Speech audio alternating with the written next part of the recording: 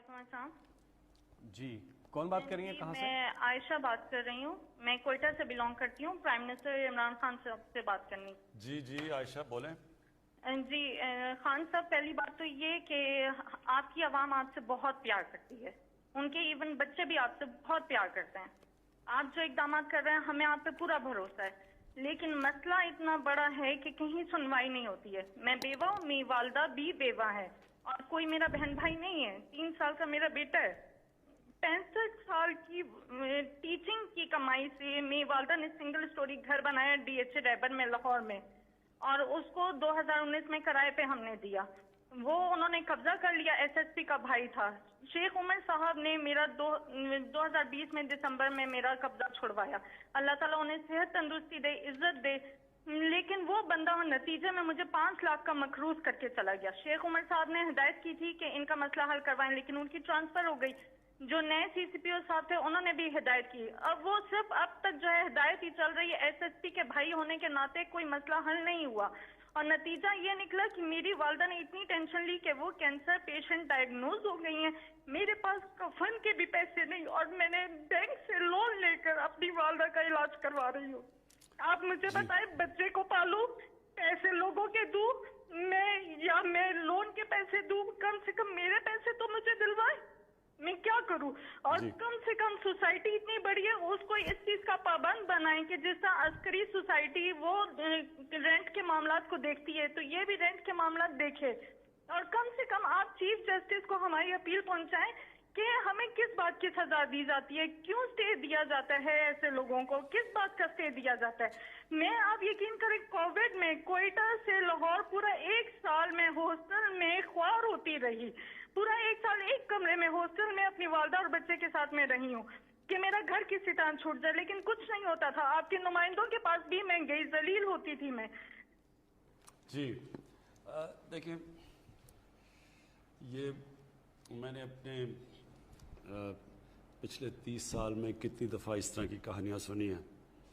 और ये आप बात ठीक कह रही हैं कि हमारा जो सिस्टम है, जो इंसाफ का निज़ाम है, वो आहिस्ता आहिस्ता काम करना छोड़ गया। और वो जो इंसाफ होता है ना जी, मैं आपको पहले समझा दूँ इंसाफ होता क्या है। इंसाफ तो कमज़ोर को चाहिए होता है। ताकतवर तो अपने आप को कानून से ऊपर चाहता है कि कानून उसके लिए हो ना। ये जो सारा माफियाज़ हैं पाकिस्तान में, जो इस वक्त सब इकट्ठे हुए हैं कि किसी तरह ये गवर्नमेंट चली जाए, इनकी क्या मसला क्या हमारी गवर्नमेंट से? इनका मसला ये है कि कानून के ऊपर रहना चाहते हैं कि अगर ये कानून के ऊपर रहते हैं तो ये मुल्क आगे इसलिए नहीं बढ़ सकता क्योंकि कोई भी दुनिया में जिस मुल्क में कानून की हुक्मरानी नहीं होती, वो मुल्क आगे नहीं बढ़ सकता। जितने भी मुल्क आगे बढ़े हुए हैं, क्योंकि जिसका भी वास्ता पड़ा है बाहर एडवांस सिविलाइज्ड तरक्की याफ्ता मुल्कों को देखने का, तो उनमें एक चीज़ होती है, कानून की हुक्मरानी। कोई कानून के ऊपर नहीं। वहाँ माफियाज नहीं काम कर सकते, वहाँ कब्जा ग्रुप नहीं चल सकता, वहाँ आपको सिफारिशें नहीं चाहिए होती। आपको प्राइम मिनिस्टर को टेलीफोन करके नहीं बताना पड़ता कि जी मेरे घर के ऊपर कब्जा हुआ है और किसी ताकतवर ने, और हम हैं भी, और अगर कोई आदमी भी नहीं है घर में मदद करने वाला, तो उनका क्या बनता है। ये सारी जो जंग है, जो इसके लिए मैं पॉलिटिक्स में आया था, इंसाफ की तहरीक, इस मुल्क में कमज़ोर की हिफाजत करने के लिए, कमज़ोर को और ताकतवर को कानून के नीचे लाने के लिए, ये स्ट्रगल है। ये सारी जो PDM है, ये चाहती है हम कानून के ऊपर हो, हम जो मर्जी करें। केसेस पुराने बने हुए हैं लेकिन हम इनको माफ़ कर दें, नहीं तो गवर्नमेंट करा देंगे। ये भी वो शुगर माफिया है। उन्होंने कहा जी FIO कौन होती है हमारे ऊपर करने के लिए। वो उन्होंने जब शुगर एसोसिएशन ने FIO को खत लिख दिया कि तुम अगर करोगे हम चीनी की कीमतों पर बढ़ा देंगे अगर हमारे ऊपर कार्रवाई करोगे। ये हर जगह लोग बैठे हुए हैं। ये जद्दोजहद है। देखिए, इंसाफ की तहरीक होती है। इंसाफ के लिए कौम को आज़ादी की जंग लड़नी पड़ती है इन माफिया से, और ये एक जिहाद का नाम है। ये अल्लाह का हुक्म है कि मेरी ज़मीन पर इंसाफ कायम करो। मेरा आपसे ये वादा है कि मेरी पूरी कोशिश है, जब तक मैं इक़्तिदार में हूँ, जब तक मैं नहीं भी हूँ, मैं इसके लिए लड़ूंगा। हमने पूरे अपने जो सारा इंसाफ का निज़ाम है, अदलिया के साथ बैठ के रिफॉर्म्स के लिए भी हम तैयार हैं।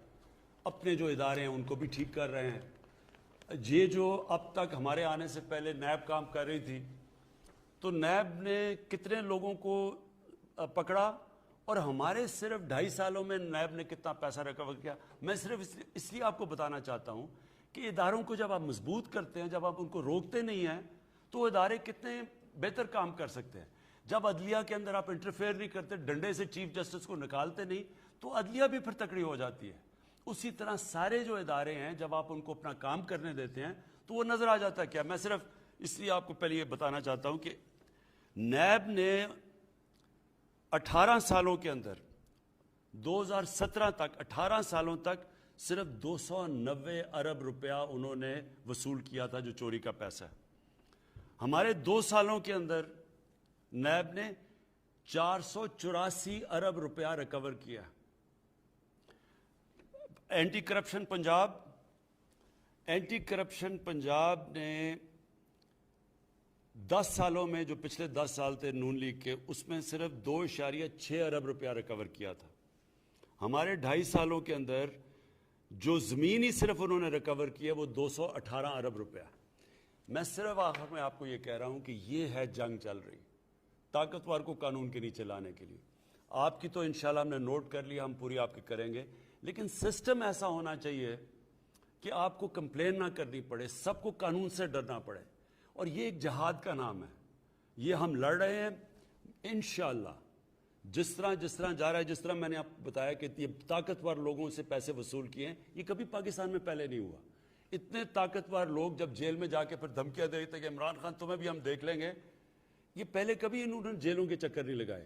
یہ اس دور میں ہو رہا ہے اور پہلی دفعہ آپ دیکھ رہے ہیں. اور اصل میں یہ چینج یہ ہے کہ طاقتور کے اوپر ہم اڑے ہوئے ہیں کہ ان کو ہم نے قانون کے نیچے لے کے آنا ہے.